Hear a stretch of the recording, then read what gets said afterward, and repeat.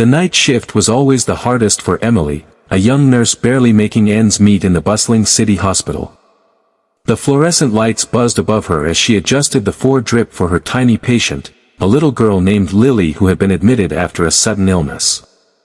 Emily's feet ached from hours of standing, and her uniform hung loosely on her frame from too many skipped meals. Yet, her eyes softened every time she glanced at Lily, who clutched a worn-out teddy bear even in her sleep. For Emily, caring for patients wasn't just a job, it was a calling, a chance to ease someone else's pain even when her own life felt unbearably heavy. She lived alone in a modest apartment, surviving on instant noodles and old second-hand clothes, silently sacrificing her own dreams so she could keep serving others. No one knew the depth of her struggles. She carried her burdens quietly, with a smile that hid the exhaustion carved into her soul. But that night, as Emily sat beside Lily's bed and hummed softly to keep her calm, she felt an unfamiliar heaviness in her chest, not just from fatigue, but from the growing fear that she was nearing her breaking point. Bills were overdue, her rent was rising, and she couldn't remember the last time she had bought something nice for herself. She glanced at the small crack on her worn-out shoes and sighed. She had learned to live with less, but sometimes, in the quiet moments, she wondered if anyone would ever truly see her beyond the nurse's uniform. Little did she know, someone was about to notice her in a way that would change everything. The next morning, Emily returned to the ward with tired eyes but a determined heart. Lily had woken up brighter, her cheeks no longer pale, and her laughter filling the room like sunlight breaking through clouds. Sitting quietly by the bedside was Lily's father, Daniel, a man whose presence commanded the room effortlessly. His tailored suit, polished shoes, and composed demeanor made him stand out among the chaos of the hospital halls. Rumors among the staff whispered that he was a CEO of a large company, a widower who poured all his love into his daughter. Emily had spoken to him briefly the night before, offering updates on Lily's progress, but today his gaze lingered on her a little longer. She felt a strange flutter in her chest as he smiled gently, thanking her for the kindness she had shown Lily when he couldn't be there. Emily brushed it off, convincing herself it was nothing more than gratitude. She didn't belong in his world. Hers was a life of rationed meals and thrift store bargains, while his was built on power, wealth, and opportunities she couldn't even imagine.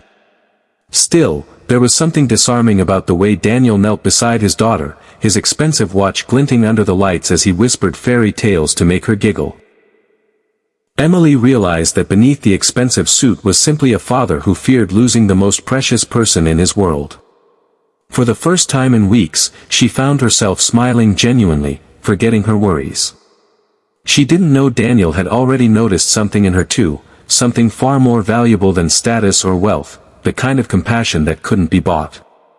And soon, he would ask her a question that would leave her breathless. Later that evening, Emily stayed a little longer by Lily's side, even though her shift had ended hours before.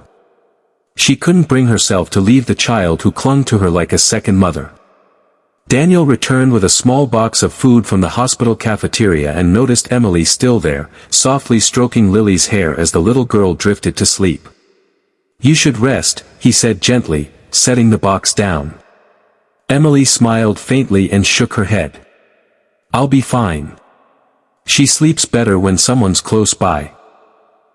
Something in her voice carried both tenderness and quiet weariness, and Daniel's chest tightened as he realized she had probably spent more time comforting his daughter than herself.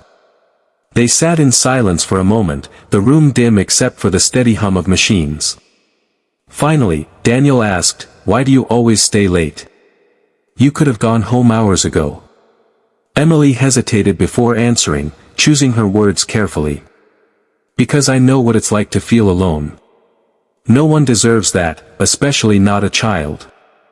Daniel studied her as if seeing her for the first time, not just as Lily's nurse, but as a woman who carried invisible scars. He wondered what burdens she bore, what sacrifices she had made.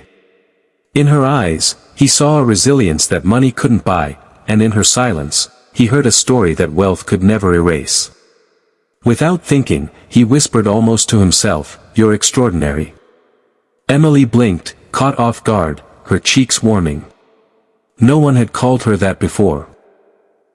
And though she tried to hide it, something inside her shifted, like a locked door slowly creaking open, letting in a sliver of light. The following day, Emily found herself avoiding Daniel's eyes, afraid that if she looked too long, he might see through the carefully built walls she had lived behind for years. She focused on Lily's medication, charting numbers with clinical precision, but her heart wasn't as steady as her hands. Daniel, however, was patient. He watched the way Emily's presence soothed his daughter in ways even he, with all his love, sometimes could not. When visiting hours ended, he lingered in the hallway, waiting for Emily as she folded charts against her chest. "Can I ask you something?" he said, his tone gentle but serious. She stopped, bracing herself, expecting perhaps a complaint or request about his daughter's care. But what came instead unraveled her. "When was the last time someone asked how you're doing?" Emily froze, blinking at him, utterly unprepared. No one ever asked her that. Her job demanded endless giving, and her life outside these walls was too empty for anyone to notice her struggles. She tried to laugh it off, but her voice cracked. "I'm fine. I've learned to be." Daniel shook his head slowly. "You deserve more than just fine." His words pierced through her like sunlight through storm clouds. In that moment, Emily felt seen, truly seen, in a way she never had before.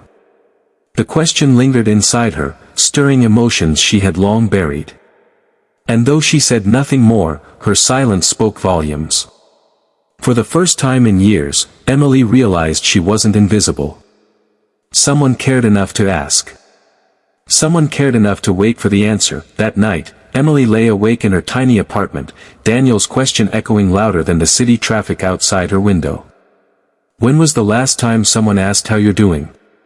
She tried to remember, but every memory was of her giving, never receiving. Staying late shifts, sending money to help her younger brother through college, skipping meals so her patients always had what they needed. Tears slipped silently down her cheeks as she realized how invisible she had let herself become. The next day, when she returned to the hospital, Daniel was waiting in the corridor. He looked nervous, almost unlike the confident man in the expensive suits. "Emily," he said softly, "may I ask you something else?" She braced herself, clutching her chart tighter. "Would you let me take you to dinner? Not as Lily's father, not as a patient's family, just as a man who wants to know the woman who's shown such kindness." Emily's lips parted in shock.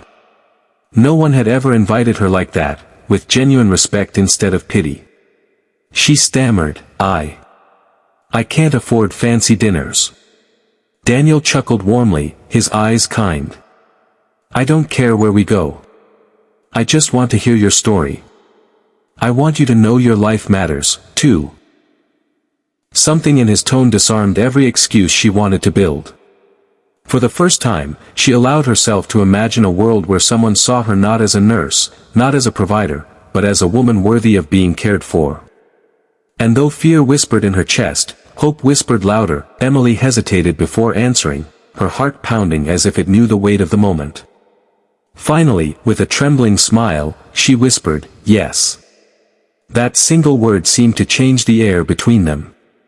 For the first time in years, she wasn't just surviving, she was allowing herself to live. Days turned into weeks, and as Lily grew stronger, so did Emily's sense of hope. Daniel kept his promise. Their first dinner wasn't at a fancy restaurant but at a quiet little cafe tucked on a corner street. He listened more than he spoke, asking about her childhood, her dreams, her fears, things no one had cared to ask before. Emily found herself laughing, something she hadn't done in a long time, and she noticed the way Daniel looked at her as though she were the most important person in the room. What began as gratitude transformed into something deeper, two souls, both carrying scars, finding comfort in each other's presence. For Emily, the question that had once haunted her, "When was the last time someone asked how you're doing?" was finally answered, not with words but with actions. Daniel didn't just ask once, he asked every day, in every small kindness, reminding her that she mattered. Standing outside the hospital weeks later, Emily looked up at the sky and felt a warmth in her chest she hadn't known in years. Life hadn't given her much, but it had given her one moment, one question, that changed everything.